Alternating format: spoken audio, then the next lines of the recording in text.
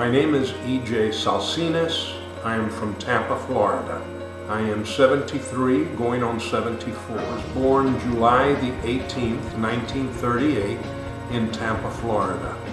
There are many events that have taken place in my interesting lifetime, but I would consider the three most important as the attack at Pearl Harbor that drew the United States into the Second World War, and then the tragic events of November 22nd, 1963, with the assassination of President Kennedy in Dallas, Texas.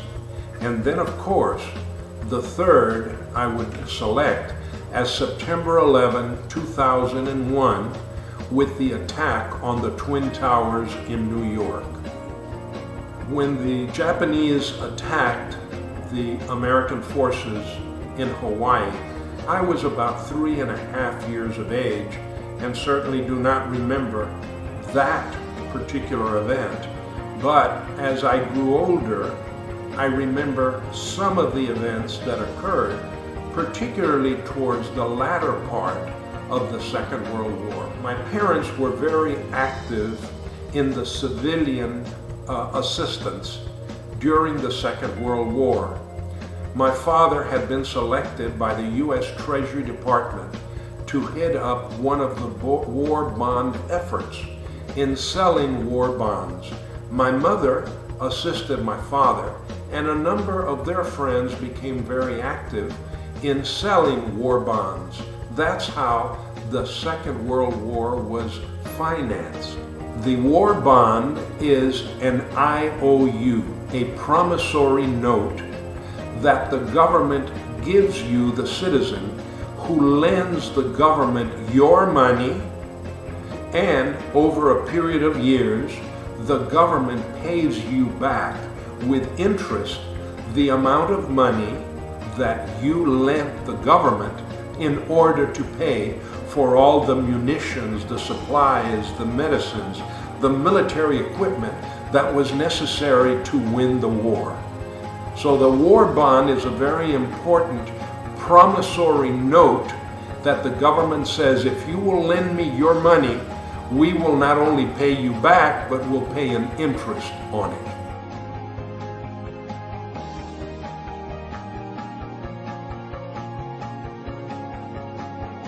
Well, I was dressed in Navy or Army uniforms, and I accompanied my parents to the different theaters, and there was an intermission of the movies where my mother would set up a folding table with American flags surrounding the table, and my father would make a presentation, a speech about the importance of helping our boys and girls in the combat zones by the public buying war bonds.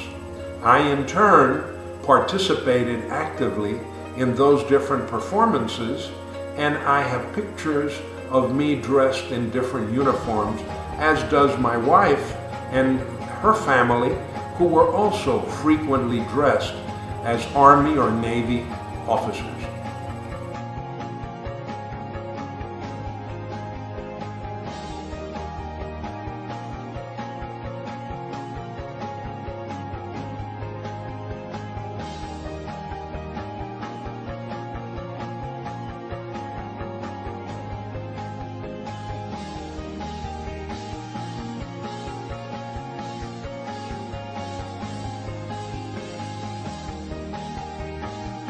Yes, my father was honored with a presidential citation, and he received this award that he carried with him in his pocket next to his driver's license, and it's in the form of a war bond. And of course, the posters are all a reminder of that interesting period in American history.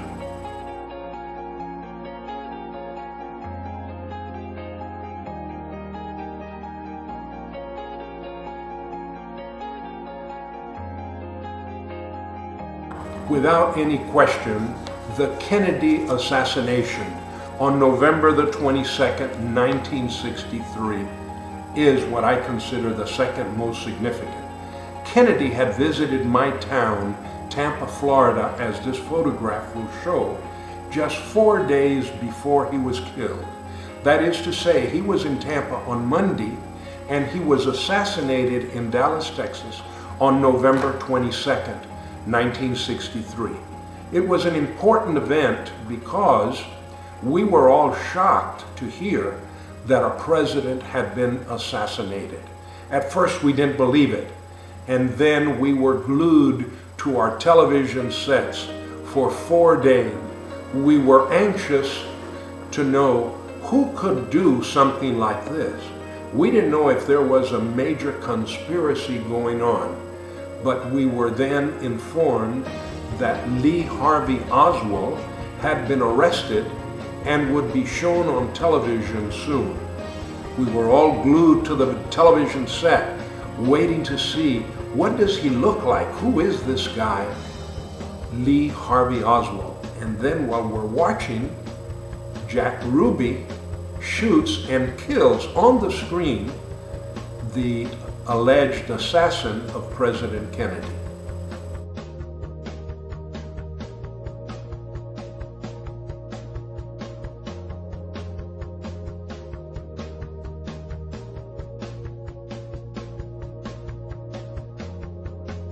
We saw, of course, Kennedy's body being transferred to the presidential plane, and we also saw President Lyndon Johnson become president. He was the vice president, and even before they left Dallas, right there on the presidential plane, Air Force One, Judge Sarah Hughes was called into the plane and swore in Lyndon Johnson as the new president of the United States.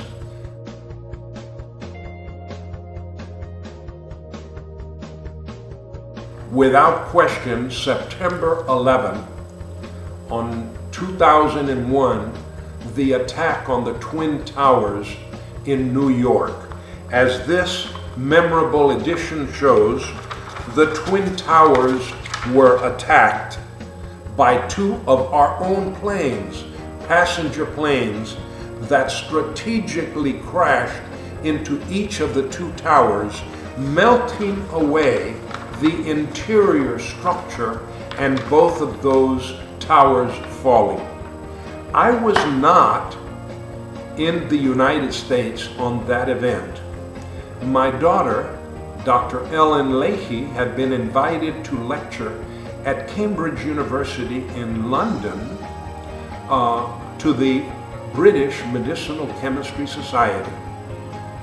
My wife and I met our daughter Ellen Leahy in London, and she had gone on to the Cambridge University campus, and we had stayed in London. And that Tuesday morning, I had a small cell phone that rang, and a friend of mine in Tampa called and said, "Are you watching TV?" And I said, "No, I'm in a department store. I'm looking for a wool coat to buy my granddaughter, Kristen Leahy." And he says, "You need to watch television. A plane has crashed into one of the towers." And just as we were finishing the conversation, he says, "And now a second jetliner has crashed into the second tower." I immediately reacted with my prosecutorial background and said, "That looks like a conspiracy. Please keep me informed.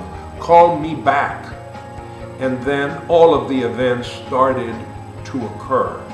And throughout London, alerts went out.